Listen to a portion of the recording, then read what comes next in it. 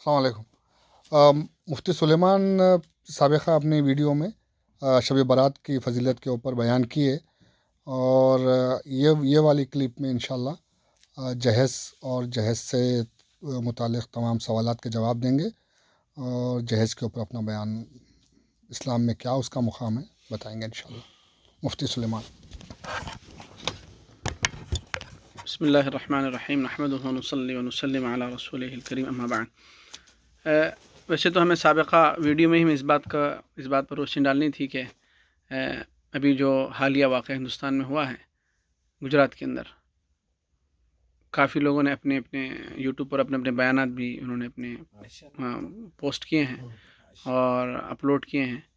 جو ہماری بہن عائشہ نے جو خودکشی کی ہے جس پس منظر اور تناظر میں، دو تین چیزیں آپ کے سامنے رکھنی۔ سب سے پہلے اسلام میں نکاح کا کانسیپٹ کیا ہے، اور سنت نکاح کسے کہا جائے گا، سنت نکاح۔ اور تیسری چیز جو ہے، ہمارے معاشرے میں جو بہت ساری چیزیں شادی سے پہلے یا شادی کے بعد دولہا دلہن کی طرف سے ایکسچینج ہوتی ہیں اور ملتی ہیں، اس کی اسلام میں کتنی حیثیت ہے، کیا ہے، یہ کافی امپورٹنٹ اور اہم موضوعات ہیں۔ سب سے پہلے یہ سمجھنا چاہیے، نکاح یہ ایک کوئی صرف تہذیب اور کوئی ایک کسٹم اور کوئی ایک زندگی کا وہ عمل نہیں ہے جس کو آپ بحیثیت انٹرٹینمنٹ کے اور اس کے فن کے کر رہے ہیں، بلکہ قرآن میں اللہ نے نکاح کو یہ فرمایا کہ میں نے، اے نبی صلی اللہ علیہ وسلم، وَلَقَدْ أَرْسَلْنَا رُسُلًا مِّن قَبْلِكَ وَجَعَلْنَا لَهُمْ أَزْوَاجًا وَذُرِّيَّةً۔ اے نبی، ہم نے آپ سے پہلے جتنے بھی رسول بھیجے، ہم نے ان کی بیویاں اور ان کو ہم نے ذریتیں دی، یعنی ہم نے ان کی بیویاں بنائیں، ہے نا، اور ہم نے ان کے لیے بیویاں بنائی۔ تو مطلب یہ کہ اللہ نے اس نکاح کو صرف ایک زندگی کا کھانے اور پینے کی طرح عمل قرار نہیں دیا، بلکہ یہ ایک زندگی کی عبادت ہے۔ چونکہ ہمارے پاس عبادت کا اتنا چھوٹا کانسیپٹ ہے کہ ہم صرف عبادت نماز، روزے اور زکوٰۃ اور حج کو ہی سمجھتے ہیں، جس کی بنیاد پر عبادت زندگی کے دوسرے پہلوؤں سے غائب ہو چکی ہے۔ اور دراصل یہ سیکولرزم کی دین ہے، جو یہ کانسیپٹ اور یہ ذہن ہمارا بنا کہ جو دنیا میں جو نظام چل رہا ہے سیکولرزم کا، ان کا یہی کانسیپٹ ہے کہ مذہب یہ صرف آپ کے عبادت خانے تک ہی رہنا چاہیے، جس سے عبادت خانہ چھوڑ دیں، اپنے مسجد یا جو بھی ہوں، جیسا باہر آپ نکلیں تو آپ کا خدا آپ اپنے مسجد میں ہی چھوڑ کے آئیے۔ یہ سیکولرزم کا نعرہ ہے۔ اور باہر جب نکلیں گے تو آپ ایک انسان ہیں، دنیا کے لحاظ سے آپ چلیں۔ اور یہی اس کا اثر ہماری زندگی پر پڑا کہ ہم مسجد میں جب تک ہیں مسلمان ہیں، جیسے آپ باہر نکلے، چاہے وہ بزنس کا حساب سے لے لیں آپ، یا اپنی تجارت کے لحاظ سے لے لیں، یا ایجوکیشن سسٹم کے لحاظ سے لے لیں، یا اپنی تقریبات کے لحاظ سے لے لیں، وہاں پر ہمارا بالکل ہی ڈفرینٹ خدا ہے۔ اور وہاں پر خدا کون سا ہے؟ آپ کی خواہش اور آپ کی مرضی اور آپ کی سوسائٹی، اور اس کے علاوہ کوئی دوسرا خدا نہیں ہے وہاں پر۔ یہ اسلامی کانسیپٹ نہیں، اس لیے اللہ نے قرآن میں فرمایا، یا ایھا الذین آمنوا ادخلوا فی السلم کافہ۔ ہمارے پاس چوز اور پک کی پالیسی نہیں ہے اسلام میں۔ اسلام میں ایک ہی پالیسی ہے، چوز، ختم، اور اس کے ہٹ کر آپ کے پاس کوئی دوسرا آپشن نہیں ہے۔ تو نکاح کے بارے میں جو کانسیپٹ بن گیا، نکاح ایک ایسی چیز بن گئی جیسے ایک پارٹی۔ یہ پارٹی نہیں ہے، عبادت ہے۔ اور کیسے عبادت ہے؟ جو حدیث میں نے ابھی آپ کوٹ کی آپ کے سامنے اپنے عشاء کے بیان میں، کہ ایک صحابی آئے حضور سے، فرمایا کہ حضور، میں جب شہوت پوری کرتا ہوں تو کیا ان سے اجر ملے گا؟ میں بیوی سے جب شہوت پوری کرتا ہوں، کیا اس پر مجھے اجر ملے گا؟ تو حضور نے بالکل سمپل کوشچن سے ان کو یہ بات سمجھائی، اگر تم یہی شہوت اگر حرام طریقے سے پوری کرو گے، کیا تمہیں سزا ملے گی اس کی؟ میں فرمایا جی ہاں۔ جیسے ہی تمہیں اگر اس شہوت کو تم حرام طریقے سے پورے کرنے پر سزا ملتی ہے، ایسے اگر تم اسی شہوت کو اگر حلال طریقے سے پوری کرو گے، اللہ اس پر تمہیں اجر دیں گے کہ تم نے حرام آپشن کو چھوڑ کر حلال طریقے کو اختیار کیا۔ تو اس سے یہ بات بالکل کلیئر ہو گئی کہ نکاح صرف یہ کوئی کسٹم نہیں ہے، کوئی ایک وہ سوسائٹی کے کلچر کی کوئی چیز نہیں ہے، بلکہ یہ اللہ کی طرف سے ایک عبادت ہے۔ اب اس عبادت کو عبادت کے طریقے سے ہی انجام دینے میں اللہ کی رضامندی ہے، جسے ہم یہ بات بہت ہی عام ہے کہ علماء فرماتے ہیں کہ شادی اور بیاہ کی تقریبات میں گھر کی کام والی سے لے کر آپ کی دادی اور نانی، پوتا پوتی، نواسا نواسی، خالہ خالو، ہر ایک کو خوش رکھا جاتا ہے، اور اگر خوش نہیں رکھا جاتا صرف اللہ کو۔ آپ نے دیکھا ہوگا ہمارے پاس کی شادیوں میں ہر ایک خوش ہیں، یعنی ہر ایک کے لیے کپڑے بن رہے ہیں، ڈرائیور کے لیے کپڑے بن رہے ہیں، کام والی کے لیے بن رہے ہیں، ہر ایک کے لیے، مگر اس میں جو ناخوش اگر کوئی، وہ ایک اللہ کی ذات ہے۔ اسی لیے علماء فرماتے ہیں جب کسی بھی نکاح کی بنیاد جب غلط پر پڑیں گی، غلط چیز پر، تو اب اس سے جو بچے بھی پیدا ہوں گے وہ کہاں سے دین پہ ہوں گے؟ چونکہ یہ جو بچے بھی آئے ہیں ایسے نکاح سے آئے ہیں جو نکاح میں خرافات تھی. تو جب نکاح کی بنیادی غلط پڑی اور اس تقریب کی بنیادی غلط پڑی تو لہذا آنے والا جنریشن بھی کیسے ایمان کی روشنی لے کر پیدا ہوا؟ اسی لیے حدیث میں حضور اقدس صلی اللہ علیہ وسلم نے فرمایا ان اعظم النکاح برکتاً ایسرہ مؤنتاً، کہ سب سے بڑا نکاح برکت کے لحاظ سے وہ ہے جس کا خرچہ سب سے کم ہو. جس کا خرچہ سب سے کم ہو وہ نکاح سب سے زیادہ بابرکت ہے اللہ کے نزدیک. تو اس سے آپ کو اندازہ ہو جائے گا کہ نکاح میں کتنی سادگی شریعت میں مطلوب ہے. ایک اور واقعہ آپ کو میں نقل کرتا ہوں تاکہ پھر میں جو بہت ہی امپورٹنٹ ٹاپک ہے جہیز کے بارے میں مجھے اس پر بات کرنی ہے. حضرت عبد الرحمن بن عوف رضی اللہ عنہ صحابہ میں سے بہت ہی مالدار صحابہ میں ان کا شمار ہے. حضرت عثمان بن عفان کے بعد رضی اللہ عنہ کے بعد ان کا نکاح ہوا. حضور کے پڑوس میں رہتے تھے مدینے میں. ایک دن نماز میں آئے تو ان کے کپڑے پر اور جسم پر کچھ زرد نشان تھے پیلے کلر کے. تو اس زمانے میں جو آدمی شادی ہوتی تھی تو وہ اس ایک طریقے کا جو ہے وہ خوشبو اور ایک طریقے کے اپنے آپ کو صاف کرنے کے لیے وہ ایک طریقے کی چیز وہ لوگ یوز کرتے تھے. جیسے آج ہم صابن یوز کر لیا، آپ شیمپو یوز کر لیے، کوئی ایسی چیز یوز کر لی. تو اس زمانے میں کوئی ہلدی قسم کی کوئی چیز تھی ہوں گی کہ جو آدمی شادی کے وقت لوگ لگاتے تھے ہوں گے اپنے جسم میں. تو جب حضور اقدس صلی اللہ علیہ وسلم نے ان کے اوپر یہ نشان دیکھے کپڑوں پر تو عبد الرحمن تمہارا نکاح ہو گیا کیا؟ جی ہاں. تو حضور نے فرمایا مہر میں کچھ دیا؟ جی ہاں میں نے مہر دیا. حضور نے دعا دی ہاتھ اٹھا کے جو بھی ہے. اب مجھے بتائیے اس واقعے سے کیا سبق ملا؟ عبد الرحمن بن عوف مدینے کے مالدار صحابہ میں اور شادی کیے تو حضور کو بھی نہیں بلائے. مطلب ان کی نظر میں شادی اتنی امپورٹنٹ چیز تھی نہیں کہ حضور کو بلایا جائے. اس میں کیا بولا حضور؟ یہ کوئی بہت بڑی امپورٹنٹ چیز ہے تو ہے زندگی کے کھانے پینے کی طرح حصہ ہے. اور ان کے نہیں بلانے پر حضور بھی غصہ بھی نہیں ہوئے. حضور نے آبجیکشن بھی نہیں کیا نا، حضور نے دعا دی تھی. مطلب حضور بھی سمجھتے تھے کہ نکاح تو اتنی سیدھی سمپل چیز ہے، گھر کی دو لوگ بیٹھ جائیں گواہ ہو جائے، بس چھوٹا موٹا تقسیم ہو چھوارے اور ولیمہ چھوٹا موٹا ہو جائے برخاص. تو اس سے اندازہ لگائیے جو حدیث میں نے پیش کی ہے اور حدیث میں عبد الرحمن بن عوف رضی اللہ عنہ کا یہ عمل، یہ اس بات کی گواہی ہے دونوں چیزیں کہ اسلام میں نکاح کو کتنا سمپل اور کتنا سادہ اور کتنا ہی یعنی بغیر تکلف کے بنایا گیا ہے. لیکن آپ یاد رکھ لیجئے جہاں جہاں انسان کو اپنی زندگی میں صرف نکاح کی بات نہیں ہے، جو بھی انسان دینی گائیڈ لائن کو چھوڑتا ہے کسی بھی فیلڈ کے اندر اس کا آخرت کا نقصان ہی نہیں ہوتا ہے بلکہ اس کا دنیا کا نقصان بھی ہوتا ہے. ہم لوگ جب بھی کسی بات پر کسی مسئلے پر گفتگو کرتے ہیں تو آخرت کے نقصانات ذہن میں ہوتے ہیں، اچھی چیز آخرت کا نقصان، لیکن آپ یہ دیکھیں کہ اس کا دنیا کا نقصان بھی کتنا ہے. یعنی ابن قیم رحمۃ اللہ علیہ نے لکھا ہے کہ جو ایک آدمی گنہگار ہوتا ہے اس کا صرف آخری بھی نقصان نہیں ہے بلکہ دنیاوی نقصان بھی ہے. آپ دیکھیں ایک آدمی جو لوگ آج کل امریکہ میں یا یورپ میں یا مغربی ممالک میں یا گلف میں رہتے ہیں، اپنی زندگی کے 30 سال صرف 4 بچیوں کی شادی میں نکال دیا. لوگ 30 سال کی کمائی میں کیا کیا انہوں نے؟ صرف 3-4 بچیوں کی شادیاں کی. یہ اس ماحول تک آپ پہنچ چکے ہیں. آپ اندازہ لگائیے یہ تکلیف کیوں پیدا ہوئی. آپ کو معلوم نکاح اتنا سیدھا ہے، اتنا بالکل سمپل اور اتنا سادہ. ایک غزوے میں حضور صلی اللہ علیہ وسلم کا نکاح ہوا، وہیں آپ نے چھوارے تقسیم کیے. ستو تھا جو آٹے میں ملاتا، پانی میں آٹے میں ملا کر لوگ پیتے ہیں اس کو، حضور نے اسی سے لوگوں کا ولیمہ کر دیا. دیکھیے نکاح بھی ہو گیا، دو لوگ مل بھی گئے اور اس میں کوئی فضول خرچی بھی نہیں. یہی ہے شریعت سے مطلوب کہ ایک اگر آپ شریعت کو لے کر چلیں گے تو اس میں صرف آپ کا آخرت کا فائدہ نہیں بلکہ اس میں دیکھیے پیسوں کی کتنی بچت ہے آپ کی. یعنی سوسائٹی کا عالم یہ ہو گیا ہے کہ ایک شادیوں میں 4 غریب لڑکیوں کی آسانی سے شادیاں ہو سکتی ہے. بھائی آپ دیکھ لیں، یعنی ایک رات میں جس طریقے سے پیسوں کو بہایا جاتا ہے، اگر اس کو پیسوں کو بچایا اگر جائے تو سوسائٹی میں ایک محلے کے 5 سے 10 غریب بچیوں کی آسانی سے اس خرچے میں شادی ہو سکتی ہے. لیکن جہاں آپ نے شریعت کو استعمال نہیں کیا، جہاں شریعت پہ عمل نہیں کیا، آپ کی عقل بھی ماری گئی، آپ اخروی لحاظ سے گناہ کے حقدار بھی ہوئے اور اس سے بڑھ کر آپ کا دنیاوی لاسٹ ہوا کہ جس ارننگ اور جس سیونگ کو آپ نے 10 سال لگائے تھے اور اپنے ودی نے گھنٹوں کے اندر آپ نے اس کو تباہ کر دیا. کیوں؟ صرف اس کی وجہ سے. اب تیسری جو امپورٹنٹ چیز ہے، ہمارا جو ہم جس کلچر میں رہ رہے ہیں اس چیز کو میں بیان کرنے سے پہلے ایک بات بتا رہا ہوں.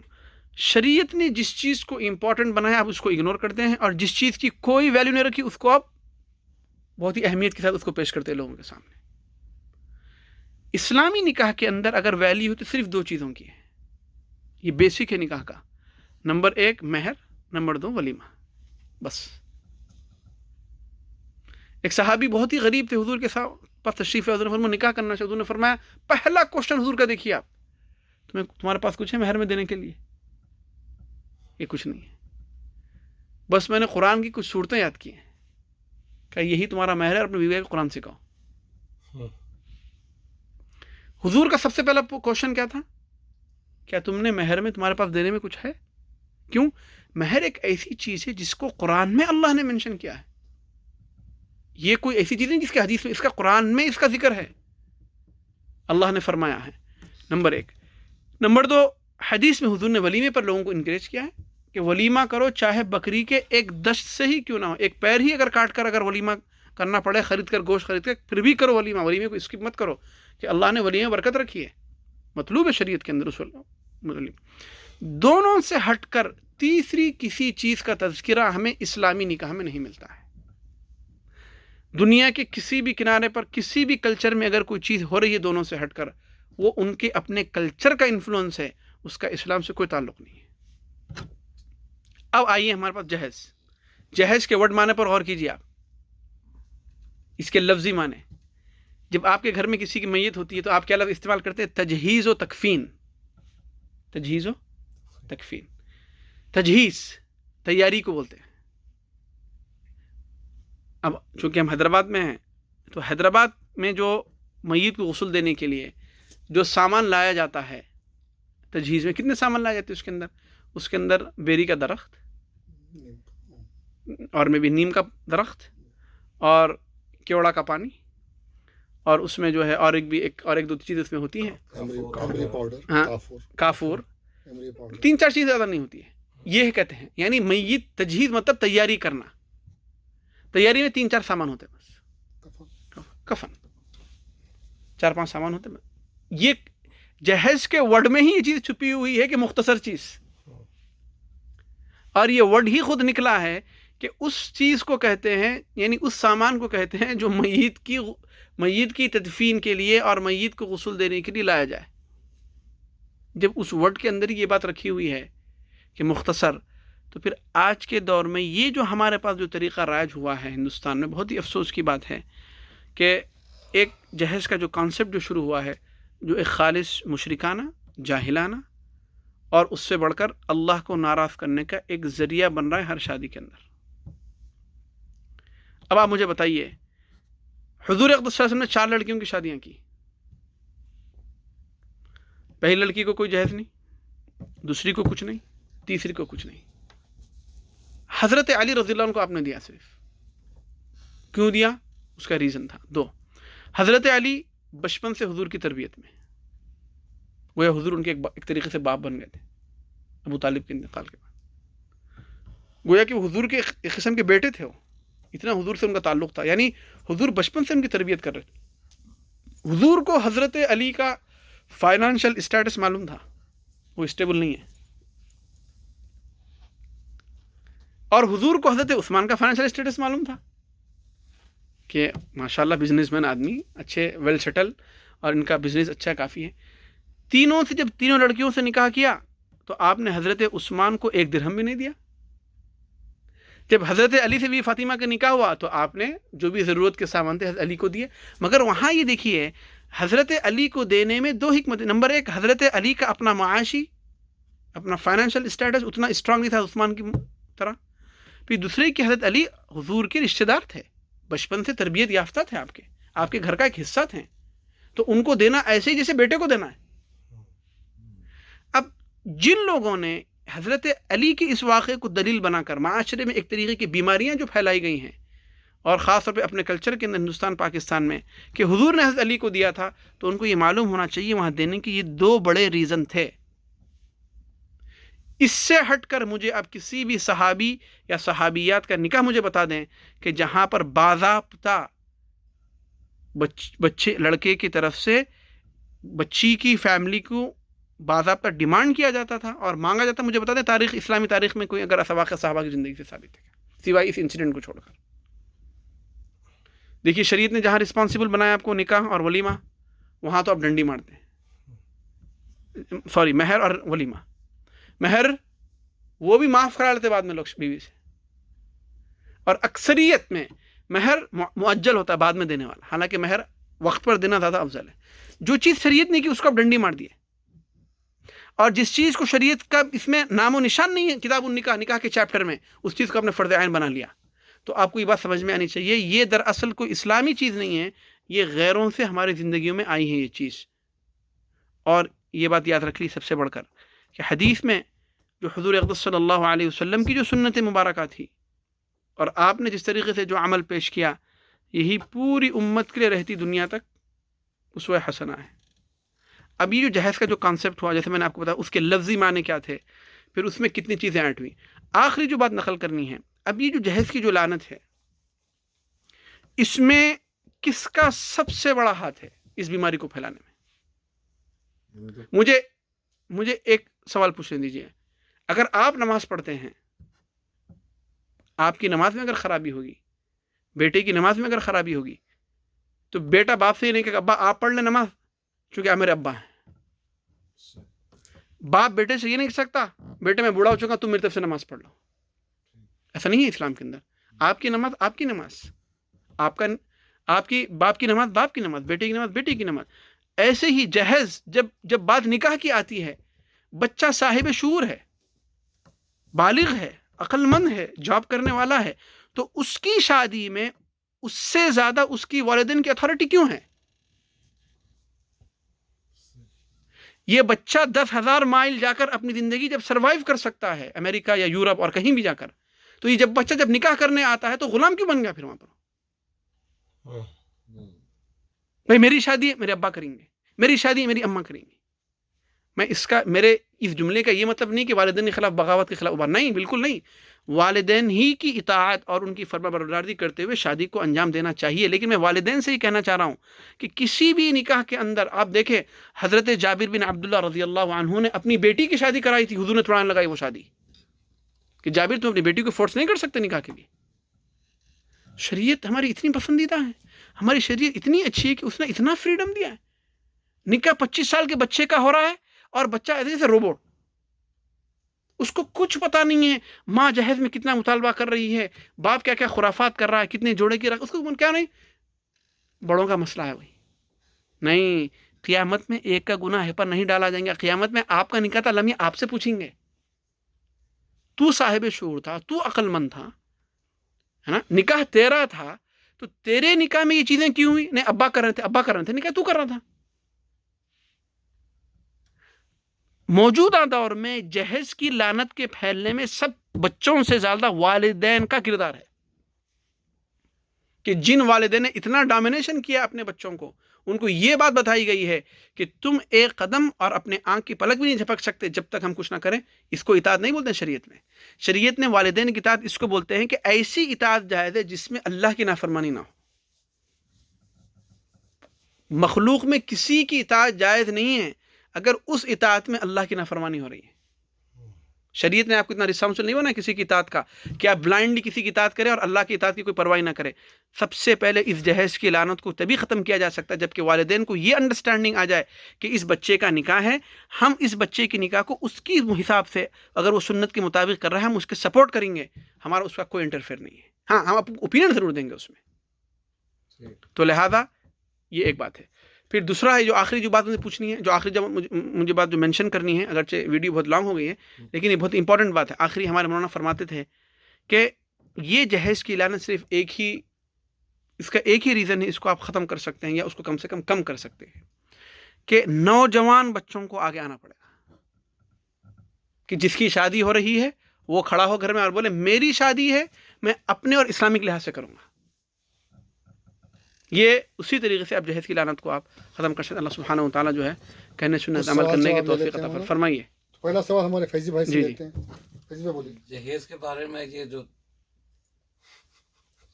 جی جوڑے کا کانسیپٹ ہے اسلام میں, اچھا جوڑے کی رقم کے بارے میں آپ جو پوچھ رہے ہیں, ہاں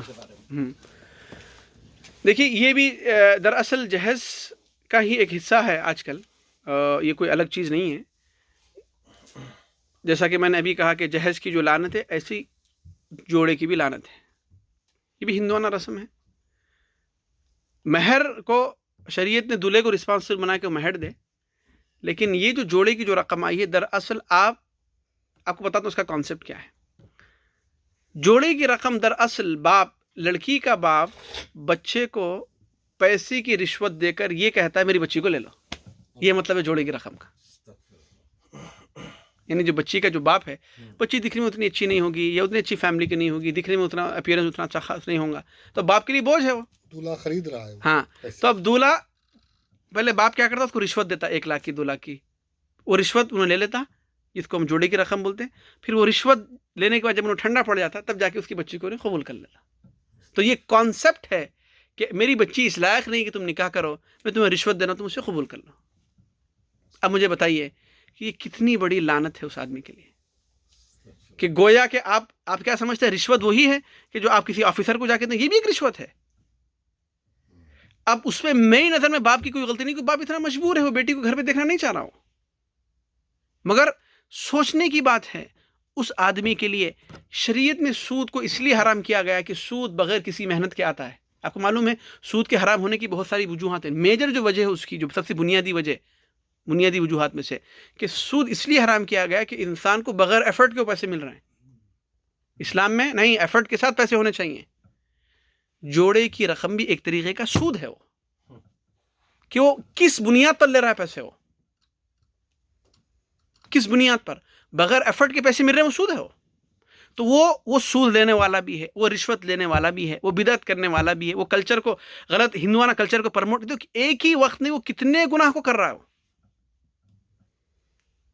تو لہذا یہ عمل شریعت کے خلاف ہے.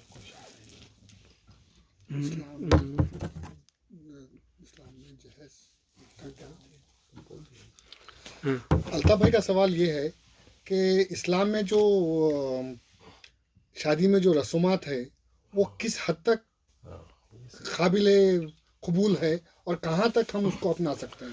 ہاں، ابھی جیسے میں نے اپنی 19 منٹ کی جو کلپ تھی الحمدللہ اس میں تقریباً چیزیں میں نے کور کی ہیں. میں نے آپ کو بتا دیا نکاح میں جو بنیادی شرائط ہیں، جو بنیادی جو چیزیں کرنے کی وہ 2 ہی ہیں. ایک تو مہر ہے اور ایک ولیمہ ہے. باقی کہ اس سے ہٹ کر اسلام میں کسی چیز کا کوئی کانسیپٹ نہیں ہے. ہر چیز قابل رد ہے. اور جو بھی ہم کر رہے ہیں، ہر ملک کے اپنے اپنے کلچر ہے. اسی لیے دیکھیے سمپل میں آپ کو بتا دینا تاکہ آپ کی انفارمیشن کے لیے، سنت اور بدعت کی تعریف کیا ہے. ایک ہے اس کی شرعیہ تعریف، ایک ہے عرفی تعریف. شرعیہ تعریف کیا ہے؟ ہر وہ عمل نبی کے عمل کے خلاف ہو، بدعت ہے. بدعت ہے. سنت جو نبی کے عمل کے مطابق ہو. پوری دنیا میں ورلڈ وائڈ گلوبلی سنت آپ کو ایک ہی نظر آئیں گی، لیکن بدعت علاقے سے چینج ہوتی. اگر کوئی بھی عمل ہر علاقے میں چینج ہو رہا ہے تو مطلب بدعت ہے، سنت نہیں ہو. اب جیسے کہ آپ بولے شب برات میں بمبئی میں یہ ہوتا، لکھنؤ میں وہ ہوتا، حیدرآباد میں ایسا ہوتا. اگر سنت ہوتا سب جگہ ایک ہی ہوتا. تو جب الگ الگ ہونے کا مطلب یہ کہ بدعت ہے وہ. تو ایسے ہی آپ شادیوں میں دیکھ لیجیے. آپ اگر عرب میں جائیں گے، گلف میں، تو وہاں الگ ہے چیزیں شادیوں میں. اور اگر دوسری طرف میں جائیں گے، خلیج میں، خلیج کے دوسرے حصے میں جائیں گے، عرب کنٹری میں، وہاں پر الگ چیزیں ہیں. اور اگر آپ ازبکستان کی طرف جائیں گے، افغانستان، وہاں الگ چیزیں ہیں شادی میں. تو مطلب کیا نکلا کہ ہر ملکوں میں شادی کا طریقہ کیوں بدل رہا ہے. جیسے کہ ہمارے پاس جس لڑکی مظلوم ہوتی ہے شادی میں، عربوں میں لڑکا مظلوم ہے. میرا سوال یہی تھا مولانا کہ جو عربے ہیں وہ لڑکی خریدتے ہیں اور انڈیا پاکستان میں دولہے خریدے جاتے ہیں، تو اس پہ آپ کا کیا کہنا ہے کہ وہ بھی غلط ہے؟ یہ بھی غلط ہے. اب دیکھیے ہمارے پاس لڑکیوں پہ ظلم ہوتا ہے، تو اس کے ری ایکشن میں عربوں میں کیا سسٹم پیدا ہوا، وہاں لڑکے پہ ظلم ہوتا ہے. یہاں لڑکیاں خوش نہیں ہیں، وہاں لڑکے خوش نہیں ہیں. سعودی میں 35 سے ابو کا ایک 55% ابھی جنریشن ہے جو 35 سے 40 کے بیچ میں جو انمیرڈ ہے، ابھی بھی شادی نہیں کر سکتے. کیوں؟ کہ لڑکیوں کی طرف سے اتنے ڈیمانڈ ہیں اس کے کہ وہ لڑکا وہ کرتے کرتے کرتے وہ عمر تک پہنچ جاتا ہے، اس کی بیچاری شادی نہیں ہو رہی ہے. اس کو اتنے قسم کا گھر چاہیے، ایسی گاڑی چاہیے، اتنا بینک بیلنس، اتنا سونا چاہیے ریڈی. تو لڑکا کہاں سے لاگا سب چیزیں؟ یہاں پر لڑکی پر ظلم، وہاں پر لڑکے پر ظلم. دونوں میں آپ نے دیکھا ہوگا بنیادی وجہ کیا ہے؟ اسلام کو دونوں نے چھوڑ دیا ہے. ایک کے ری ایکشن میں ایک چیز آئی، وہ بھی غلط آئی. ہمیں درمیان میں رکھنا ہے. تو وہ لڑکے پاکستان آ کے شادی کر رہے ہوں گے کچھ ایسے ہوں گے جو ہمارے ملکوں میں آ کر شادی کر رہے ہیں خرچے بڑھانے کے لیے ہیں خرچے کم کرنے کے لیے. خرچے کم. تو الحمدللہ آپ کا جو ہے تو دو طرف سے بھی اللہ تعالیٰ نے جو ہے وہ ہمیں شریعت کو دیکھنا کیا شریعت کا ہے. اللہ سبحانہ و تعالیٰ ہمیں کہنے سننے عمل کرنے کی توفیق عطا فرمائے.